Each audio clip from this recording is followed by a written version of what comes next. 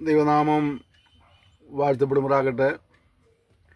ദൈവത്തിൻ്റെ കൃപയാൽ ആശ്വാസനാഥം എന്ന ശുശ്രൂഷയുടെ 63-ാമത്തെ സെക്ഷനിൽ പ്രവേശിപ്പാനായിട്ട് ദൈവം നമ്മെ സഹായിച്ചതോർത്ത് ഞാൻ ദൈവത്തെ സ്തുതിക്കുന്നു, സ്തോത്രം ചെയ്യുന്നു. നിങ്ങൾക്കേവർക്കും കർത്താവായ യേശുക്രിസ്തുവിന്റെ നാമത്തിൽ സ്നേഹവന്ദനങ്ങൾ അറിയിക്കുകയാണ്.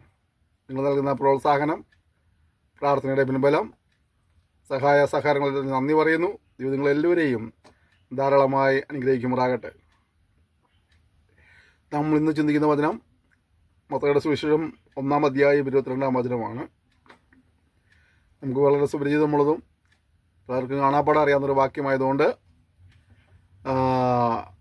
അപ്പോൾ തന്നെ ചിലപ്പോൾ അത് ഓർമ്മയിൽ നഷ്ടപ്പെട്ടു പോയവർക്കോ അറിയാത്തവർക്കോ വേണ്ടിയിട്ട് ഞാൻ ഒന്നുകൂടി വായിക്കാൻ ആഗ്രഹിക്കുന്നു. മത്തായി 1:22.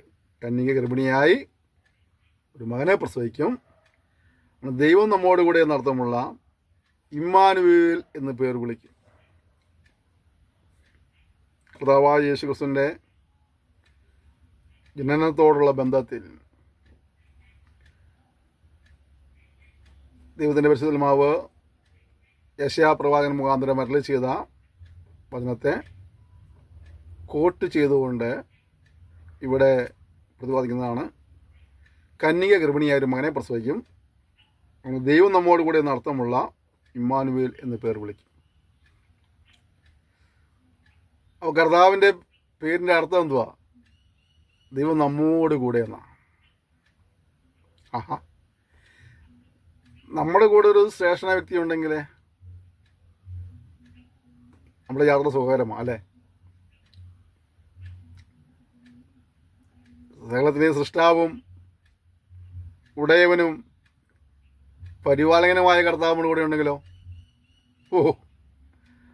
എത്ര ശ്രേഷ്ഠമായ പദവിയാണെന്ന് ആലോചിച്ചെങ്കിൽ,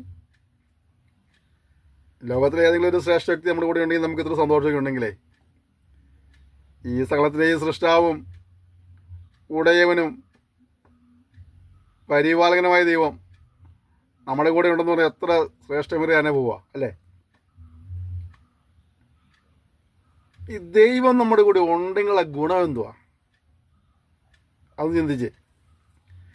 ഇമ്മാനുവേൽ ദൈവം നമ്മുടെ കൂടെ ഉണ്ടെന്നൊക്കെ നമുക്ക് പലപ്പോഴും അറിയാം, പറയാറൊക്കെ ഉണ്ട്. നിങ്ങൾ ചിന്തിച്ച് നോക്കണ്ടോ, ദൈവം അവരുടെ കൂടെ ഉണ്ടെങ്കിൽ ദൈവം അവൻ്റെ മന്നം വരുത്തുന്ന മാറ്റങ്ങൾ എന്തൊക്കെയാണെന്നുള്ളത്? നമുക്ക് ഇസ്മായിലിനെ കുറിച്ച് അറിയാം. ഇസ്മായിലും അവൻ്റെ അമ്മയൊക്കെ അബ്രഹാമിൻ്റെ വീട്ടിൽ ജീവിക്കുകയായിരുന്നു. അതിലൊരു സുപ്രഭാതത്തിൽ അബ്രഹാം ഇസ്മായിലിനെയും അമ്മയെയും അവിടെ നിന്ന് ഇറക്കി വിട്ടു. വെറും കൈയോടെ പറഞ്ഞയച്ചെന്ന് പറയാൻ പറ്റില്ല, പക്ഷേ ഒരു തുരുത്തി വെള്ളം ഉണ്ടായിരുന്നു, വിശപ്പുള്ള അല്പം അപ്പവും ഉണ്ടായിരുന്നു. ഈ പാവത്തുങ്ങൾ നടന്ന് മരുഭൂമിയിലെത്തി, ആൾപ്പാർപ്പില്ലാത്തൊരിടത്തെത്തി. അപ്പോഴത്തേക്കും കയ്യിലുള്ള വെള്ളവും തീർന്നു, ഭക്ഷണവസ്തുവും തീർന്നു. സഹായത്തിന് അടുക്കള ഒരാളെയും കാണുന്നില്ല. കയറി ചെന്ന് വാതിൽക്കൽ മുട്ടി വിളിച്ച് ഒരല്പം വെള്ളം ചോദിക്കാവുന്ന ഒരു വീടും കാണുന്നില്ല. ഒരു തോട്ടിൽ നിന്ന് അല്പം വെള്ളം മുക്കി കുടിക്കാന്ന് വിചാരിച്ചാൽ അതിനുള്ള തോടും കാണുന്നില്ല. എല്ലാ നിലകളിലും വഴി അടയപ്പെട്ടവരായിട്ട് ഒരു നിരാശയോടെ അവിടെ ഇരിക്കുമ്പോൾ ഹാഗർ പറഞ്ഞൊരു സെൻറ്റൻസ് ഉണ്ട്: ഈ കാട്ടിൽ കിടന്നതിൻ്റെ കൊച്ചു മരിച്ചു പോകും, അതിൻ്റെ മരണം കാണണ്ട എന്ന് പറഞ്ഞ് അതിനെ ഒരു കുറുങ്കാട്ടിൽ കൊണ്ട് കിടത്തിന് ശേഷമായിട്ട് ഒരു അമ്പിൻപാട് ദൂരം മാറിയിരുന്ന് കരയുന്നു എന്ന് നമുക്ക് കാണാൻ കഴിയുന്നു വചനത്തിൽ. അവളെ എല്ലാ പ്രതീക്ഷ നഷ്ടപ്പെട്ടു. യജമാനത്തെ ഉപേക്ഷിച്ചു. കൂട്ടുപ്രവർത്തകരാരും ഇപ്പോൾ ഒപ്പമില്ല. മുന്നോട്ട് പോകാനുള്ള ആവശ്യമായ ഭക്ഷ്യവസ്തുക്കളില്ല. ദാഹം തീർപ്പാൻ ആവശ്യമായ വെള്ളവുമില്ല. അവിടെ കിടന്ന് നിലവിളിക്കുകയാണ്. നമ്മൾ ആ ചരിത്രഭാഗം പഠിക്കുമ്പോൾ കാണാൻ കഴിയുന്നത്, ഉൽപ്പത്തി പുസ്തകം 21 അധ്യായം പഠിക്കുമ്പോൾ കാണാൻ കഴിയുന്നത്, ഈ ഹാഗർ ഒരു വശത്ത് മാറുന്ന കൊച്ചു മരിച്ചു പോകുമെന്ന് പറഞ്ഞ് കരയുമ്പോൾ ആ കൊച്ചിനെ നിലവിളി ദൈവം കേട്ട് ഇറങ്ങി വന്ന് ഉറവ തോർന്ന് കൊടുത്ത് ഒരു വെള്ളം കുടിച്ചു കാണുന്നുണ്ട്. അതിനുശേഷം 21 അധ്യായം 20 വാക്യം പഠിക്കുമ്പോൾ നമ്മൾ കാണുന്നത് ഇങ്ങനെയാണ്: അവൻ ഒരു വില്ലാളിയായി മാറി കാണാൻ കഴിയുന്നു. ചിലതിനെ വേട്ടയാടി പിടിക്കുന്ന വില്ലാളിയായി മാറി. ആരാണ്? ഇതിനടുത്തിൽ ആഹാരത്തിന് വകയില്ലാതെ, ഒരു തുള്ളി വെള്ളം കുടിക്കുവാൻ വകയില്ലാതെ കാട്ടിൽ കിടന്ന് മരിച്ചു പോകത്തുള്ളൂ എന്ന് പറഞ്ഞ് വിധിയെഴുത്ത് നടത്തി വിലപിച്ച അമ്മയുടെ മകൻ, അല്ലെങ്കിൽ അതിലുണ്ടായിരുന്നവരെല്ലാവരും ഉപേക്ഷിച്ച് കളഞ്ഞതിന് ശേഷമായിട്ട് ഒരു അനാഥനെ പോലെ കാട്ടിൽ മരുഭൂമിയിൽ എത്തപ്പെട്ടതായ ഈ പാവം കുഞ്ഞ് ഇപ്പോൾ ആരായി തീർന്നു? ചിലതിനെല്ലാം വേട്ടയാടി പിടിക്കുന്ന വില്ലാളിയായി മാറി. ഒരു പദം പറയുന്നുണ്ട് പരിശുദ്ധാത്മാവ്: ദൈവം ബാലനോട് കൂടെ ഇരുന്നു. അപ്പോൾ ദൈവം കൂടെ ഉണ്ടെങ്കിൽ കുഞ്ഞ് നിന്നെ ആരെല്ലാം ഉപേക്ഷിച്ചാലും തള്ളിക്കളഞ്ഞാലും നിന്നെ എന്തെല്ലാം നമുക്ക് നഷ്ടപ്പെട്ടാലും ദൈവം കൂടെ ഉണ്ടോ, നാളുകളിൽ ദൈവം നിന്നെ ചിലതെല്ലാം വേട്ടയാടി പിടിക്കുന്നവനാക്കും. നഷ്ടപ്പെട്ടതിനോട് വിലപിക്കുന്നതിനോട് ദിവൽമ പറയുക: നീ ദൈവത്തെ സേവിക്കുക, ദൈവത്തെ ഭയപ്പെട്ട് ജീവിക്കുക. ദൈവത്തിൻ്റെ കൂടെ ഉണ്ടെങ്കിൽ നഷ്ടപ്പെട്ടതിനൊക്കെ പകരമായിട്ട് ദൈവം നിനക്ക് നാളുകളിൽ ചിലതെല്ലാം വേട്ടയാടി പിടിക്കുവാൻ ദൈവം അവസരം ഒരുക്കാനിടയായിത്തീരും.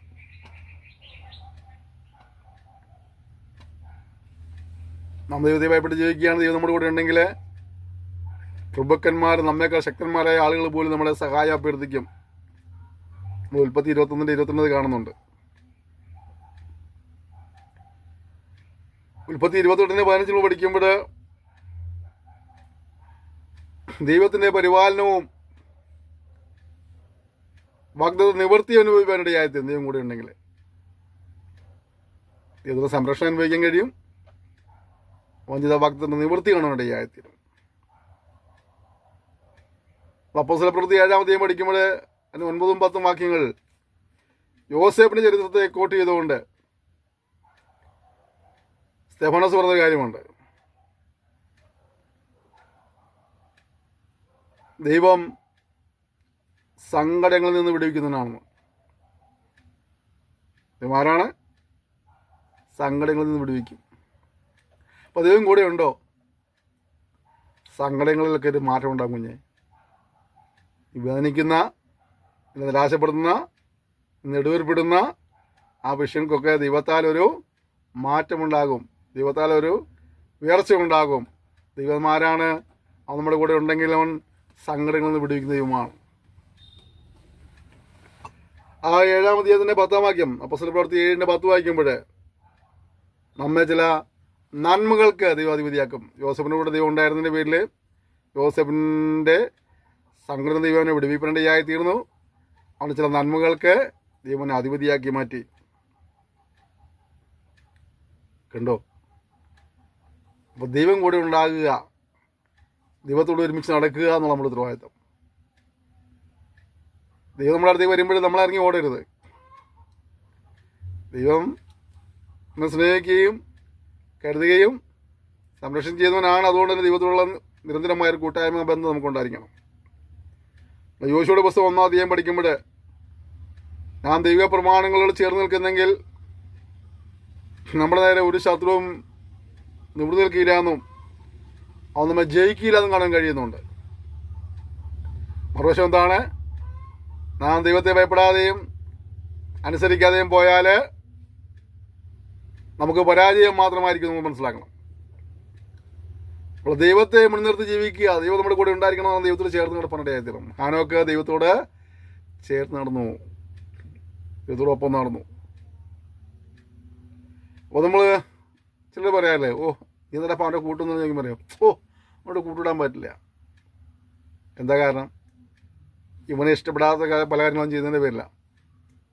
അപ്പോൾ ദൈവത്തോട് കൂട്ടായ്മ എന്ന് പറയുമ്പോൾ ദൈവത്തെ പ്രസാദിപ്പിച്ചും ദൈവത്തെ അനുസരിച്ചും ദൈവത്തെ ഭയപ്പെട്ടും ജീവിക്കണം എന്നുള്ളതാണ്. ഓക്കെ, യോശുവ 1:9 കാണുന്നില്ലേ? ദൈവം കൂടെ ഉണ്ടെങ്കിൽ ഭീതി ഓടിപ്പോകും. നാളെ ഓർത്ത് ഭയപ്പെടുന്ന ഒരുപാട് പ്രിയപ്പെട്ടവരുണ്ട്. ദൈവം പറയുക, നീ നാളെക്കുറിച്ച് ഭയപ്പെടേണ്ട ആവശ്യമൊന്നുമില്ല. ദൈവം ഉണ്ടെങ്കിൽ ദൈവം ആ കാര്യങ്ങളെല്ലാം ഓക്കെ ആക്കിക്കോളും. ഭീതി ഓടിപ്പോകും. 2 ശമൂവേൽ 5-ാം അധ്യായം 10-ാം വാക്യം പഠിക്കുമ്പോൾ ദാവീദിൻ്റെ കൂടെ ദൈവം ഉണ്ടായിരുന്നു. അതുകൊണ്ട് സംഭവിച്ചറിയാമോ? ദാവീദ് മേൽക്കുമേൽ പ്രബലനായി എന്ന് കാണുന്നത്. അപ്പോൾ ദൈവം ഉണ്ടെങ്കിൽ മേൽക്കുമേൽ അഭിവൃദ്ധിയാണ്, മേൽക്കുമേൽ ഉയർച്ചയാണ്. ദൈവത്തോട് ചേർന്ന് നടക്കുക. ദൈവം കൂടെ ഉള്ളതുകൊണ്ട് അനുഗ്രഹം. 1 ദിനവൃത്താന്തം 28-ാം അധ്യായം 20-ാം വാക്യം പഠിക്കുമ്പോൾ ദൈവത്തിൻ്റെ വാഗ്ദത്തങ്ങൾ നിറവേറുന്നു. നമ്മുടെ പക്കൽ ഏൽപ്പിക്കപ്പെട്ട ദൗത്യങ്ങൾ വിജയകരമായി പൂർത്തീകരിക്കാൻ കഴിയുന്നു. അപ്പോൾ ദൈവം കൂടെ ഉണ്ടെങ്കിൽ വാഗ്ദത്തം നിവൃത്തിയുണ്ട്. നിലവിൽ നീ കേട്ടതായ വാഗ്ദത്തങ്ങൾ അതിൻ്റെ വിടുതലായി, നന്മയായി, അനുഗ്രഹമായി നാളെ ദൈവത്തിൻ്റെ കൺമുമ്പിൽ തന്നോടെയായി തരും. ഈ നിലകളിൽ കാതിൽ കേട്ട ദൈവത്തിൻ്റെ വാഗ്ദത്തങ്ങൾ അതിൻ്റെ പ്രവർത്തികളായി, അനുഗ്രഹങ്ങളായി, നന്മകളായി, അത്ഭുതങ്ങളായി അതിൻ്റെ കണ്ണിൽ കാണുവാനിട വരും. വിശ്വസിക്കാം നമുക്കത്. ദൈവം കൂടെ ഉണ്ടോ അതൊക്കെ സംഭവിക്കും. അപ്പോൾ നമ്മുടെ ഉത്തരവാദിത്വം എന്താണ്? ദൈവത്തെ കൂടെ നടത്തുക എന്നുള്ളതാണ്. ദൈവത്തോട് ചേർന്ന് നടക്കുക എന്നുള്ളതാണ്. ദൈവത്തെ ഭയപ്പെട്ടും അനുസരിച്ചും ജീവിക്കുക എന്നുള്ളതാണ്. അത് നമ്മൾ ചെയ്യുമ്പോൾ ദൈവം കൂടെ ഉണ്ടാവും, ദൈവം സഹായിക്കും. അപ്പോൾ ഫസ്റ്റ് സ്റ്റെപ്പ് ദൈവത്തെ ഭയപ്പെടുക, ദൈവത്തെ അനുസരിക്കുക എന്നുള്ളതാണ്. ദൈവത്തെ അറിയാവുന്നതുകൊണ്ട് കാര്യമില്ല. ദൈവത്തെ ഭയപ്പെട്ടും അനുസരിച്ച് ജീവിക്കുമ്പോൾ നമ്മൾ കൂടെ നിൽക്കുകയും അത് നമ്മെ അനുഗ്രഹിക്കുകയും ചെയ്യുവാനിടയായിത്തീരും. നമ്മൾ ചില വ്യക്തികളെ നമ്മൾ കേട്ടു അല്ലേ? ഇസ്മായിലിനെ കുറിച്ച് കേട്ടു, ജോസഫിനെ കുറിച്ച് കേട്ടു, യാക്കോനെ കുറിച്ച് മനസ്സിലാക്കി, ദാവീദിനെ കുറിച്ച് കേട്ടു, യോശുവയെ കുറിച്ച് നമ്മൾ കേട്ടു, ശലോമിനെ കുറിച്ച് നമ്മൾ കേട്ടു. അവരൊക്കെ ജീവിതത്തിൽ ദൈവം ഉണ്ടായിരുന്നതിൻ്റെ പേരിൽ ഒരവസ്ഥകൾക്ക് രംഗത്ത് മാറ്റം വരുത്തിയെങ്കിലേ ആ ദൈവത്തെ മുൻനിർത്തി ജീവിക്കുക, ആ ദൈവത്തെ ഭയപ്പെടുത്തി ജീവിക്കുക, ദൈവത്തെ അനുസരിച്ച് ജീവിക്കുക. നിശ്ചയമായും ദൈവം നിൻ്റെ അവസ്ഥകൾക്കും മാറ്റം വരുത്തും. നിന്നെ ദൈവം അഭിവൃദ്ധി നയിക്കുന്നുണ്ട് ഏയായിത്തീരും. ദൈവം കൂടെ ഉണ്ടെങ്കിൽ സകല വിഷയങ്ങൾക്കും പരിഹാരമുണ്ട്. എൻ്റെ ഭാരപ്പെടുന്ന ഏത് വിഷയമാകട്ടെ, വേദനിപ്പിക്കുന്ന ഏത് വിഷയമാകട്ടെ, ദൈവം ഒപ്പം ഉണ്ടോ കുഞ്ഞെ, ആ വിഷയത്തിന് വിടലുണ്ട്. അതുകൊണ്ട് വിശ്വസിച്ച് ഒരുമിച്ച് പ്രാർത്ഥിക്കുക. സ്വർഗീയ പിതാവേ, നല്ല സന്ദേശനായ സ്തോത്രം ചെയ്യുന്നു. ജനത്തെ നീ അനുഗ്രഹിക്കണമേ. ഒരു ജീവിതത്തിൽ നിന്നെ ഭയപ്പെട്ട് ജീവിപ്പാനായിട്ട് ഇതിനനുസരിച്ച് ജീവൻ കൃപാകുമാറാകണമേ. കഴിഞ്ഞ കാലം ഇതിനനുസരിച്ച് ജീവിക്കുന്ന പ്രിയപ്പെട്ടവർ ജീവിതത്തിലെ വിഷയങ്ങൾ അതിനടുത്ത് കടന്നു വരുമ്പോൾ ഇവർ കൂടെ ഇരുന്നവർക്ക് വേണ്ടി അത്ഭുതങ്ങളെ പ്രവർത്തിക്കുമാറാകണമെന്ന് പ്രാർത്ഥിക്കുന്നു. ആശ്വാസം നൽകണമേ. സമാധാനവും സന്തോഷവും അഭിവൃദ്ധി നൽകുമാറാകണമെന്ന് പ്രാർത്ഥിക്കുന്നു. അങ്ങനെ ചെയ്യുന്ന കൃപയ്ക്കായി സ്തോത്രം. യേശുവിന്റെ നാമത്തിൽ തന്നെ ആമേൻ. ക്ഷമയോടെ ഈ സന്ദേശം സൂക്ഷിച്ച് നന്ദി പറയുന്നത് നിങ്ങൾ എല്ലാവരെയും ധാരാളമായി അനുഗ്രഹിക്കുമാറാകട്ടെ.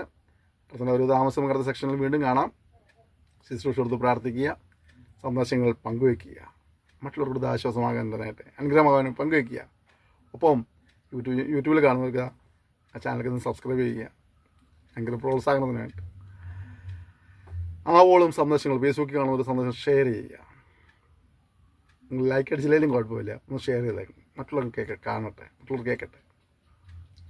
ഇനി നിങ്ങളുടെ ജീവിതത്തിൽ ഒരു പ്രാർത്ഥന സഹായം ആവശ്യമാണെങ്കിൽ ആ സ്ക്രീനിൽ കാണുന്ന നമ്പറിൽ വിളിക്കുക. ഞങ്ങൾ നിങ്ങൾക്ക് വേണ്ടി പ്രാർത്ഥിക്കുന്നതായിരിക്കും. എൻ്റെ എല്ലാ സഹകരണത്തിനും നന്ദി പറയുന്നു. Thank you. May God bless you.